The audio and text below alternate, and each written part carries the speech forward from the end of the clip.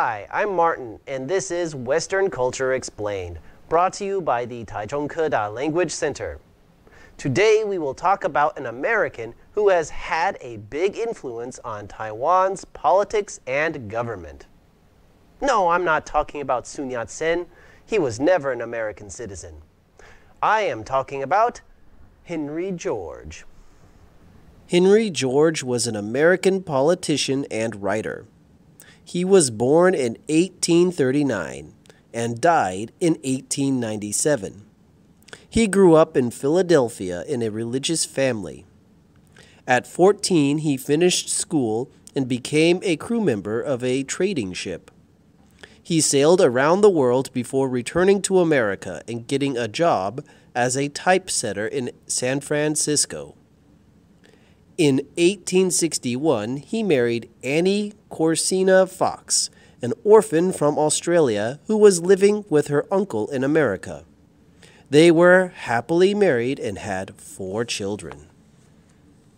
George worked for a local newspaper, the San Francisco Times, and was very successful. He was promoted to editor and became involved in politics and economics. He criticized the railroad and mining industries and argued that increasing wealth in land led to increasing poverty. In 1897, he wrote his first book, Progress and Poverty, which was a huge success.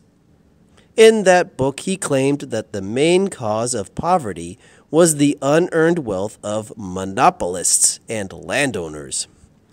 This has to do with the economic theory of rent-seeking. Ask your economics professor to explain it to you. Anyway, his solution to this problem was the land value tax. He was also a supporter of free trade. By 1880, Henry George was famous. He moved to New York City and unsuccessfully ran for mayor. He gave many speeches all over the world and inspired many other political thinkers, including Sun Yat-sen. Dr. Sun read Progress and Poverty and decided that the ideas of Henry George described would become the foundation of a new Chinese republic. He wrote, "The teaching of Henry George will be the basis of our program of reform. The land tax as the only means of supporting the government is an infinitely just, reasonable, and equitable distributed tax, and on it we will found our new system. The centuries of heavy and irregular taxation for the benefit of the Manchus have shown China the injustice of any other system of taxation." Today, Taiwan is one of the few countries in the world to use a land value tax.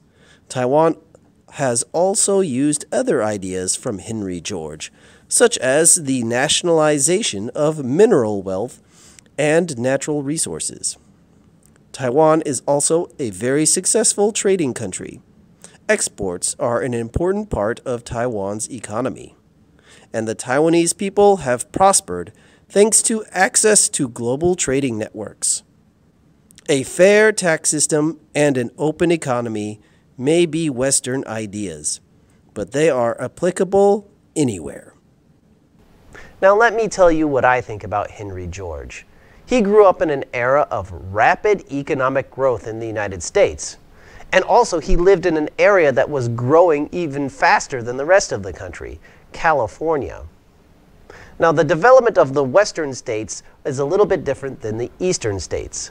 The Western states, because they were mostly empty, not very many people lived in them, they were dominated by large monopolists, companies and individuals who controlled everything. Railroads, oil, land, whatever. They would buy up everything and control everything and charge outrageous prices for rent. And this is the foundation of his political and economic philosophies. He wrote these down in a book and these ideas were spread all across the world, including all the way to China, where they were read by Sun Yat-sen. Well, thank you for watching. I will see you again next time. Bye-bye.